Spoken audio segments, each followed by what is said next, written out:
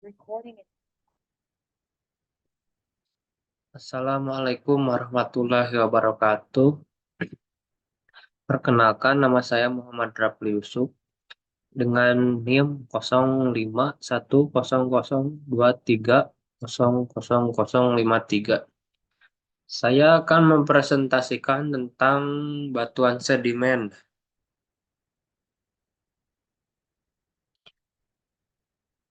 Jenis-jenis batuan sedimen.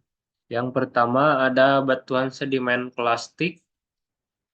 Batuan sedimen klastik merupakan batuan sedimen yang terbentuk dari pecahan batuan dan mineral hasil pelapukan atau erosi.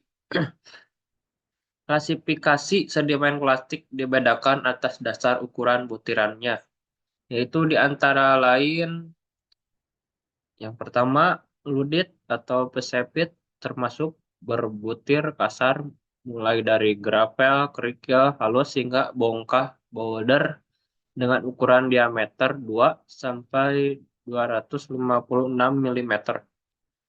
Yang kedua, arenit summit termasuk berbutir sedang.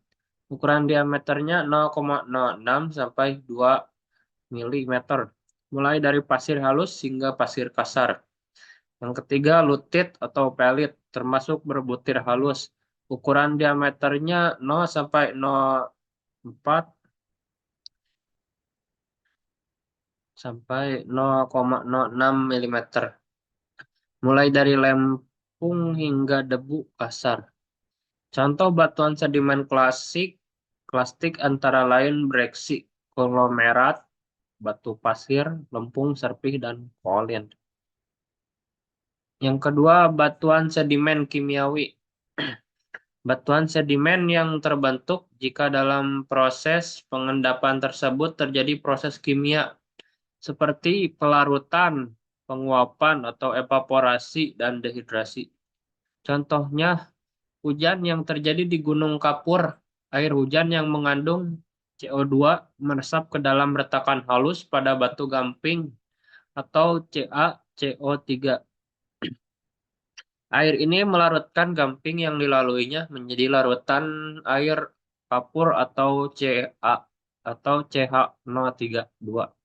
Aliran larutan kapur itu akhirnya sampai ke atas gua kapur. Tetesan air kapur membentuk stalaktit di atap gua dan stalagmit di dasar gua.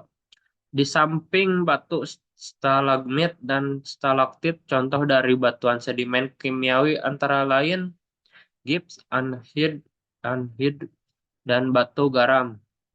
Ini adalah contoh-contoh dan bisa dilihat di gambar. Yang ketiga, batuan sedimen organis. Batuan sedimen organis atau disebut juga batuan hidrokarbon atau gabungan antara karbon, hidrogen, dan oksigen merupakan batuan yang terbentuk dari sisa-sisa binatang atau tumbuhan yang mati. Satu-satunya jenis batuan sedimen organis yaitu batu bara. Tenaga endapan. Satu, endapan aeolis atau aeris. Proses pengendapan material-material batuan yang dihasilkan dari tenaga angin, contohnya barcan. Yang kedua, endapan akuatis. Proses pengendapan material-material batuan yang dihasilkan dengan batuan tenaga air, contohnya delta.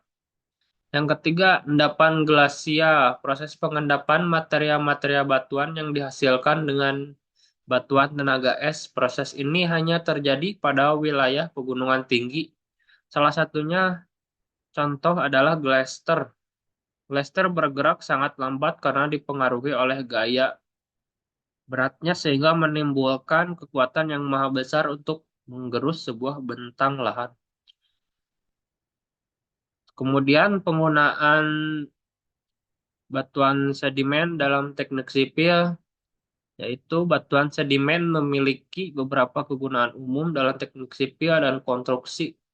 Yang pertama, agregat untuk permukaan jalan, seperti beton, semen Portland, dan beton aspal.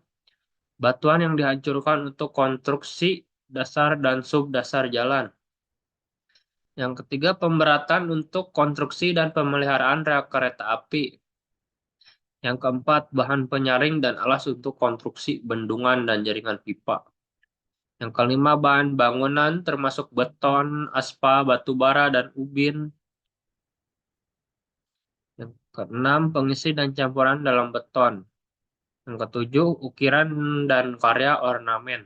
Yang kedelapan, pasangan bata tahan api. Yang kesembilan, pondasi bangunan di tempat dengan permukaan air tanah yang tinggi. Kemudian ini salah satu perannya adalah konstruksi perkerasan dan jalan. Bisa dilihat di gambar tersebut, batu pasir dan batu kapur telah digunakan untuk konstruksi batu perkerasan dan batu jalan. Kemudian ini di konstruksi bangunannya, bangunan dengan bahan batuan sedimen sandstone. Sekian, terima kasih. Mohon maaf bila ada salah kata dan kekurangan. Wabillahi wa taufiq hidayah. Wassalamualaikum warahmatullahi wabarakatuh.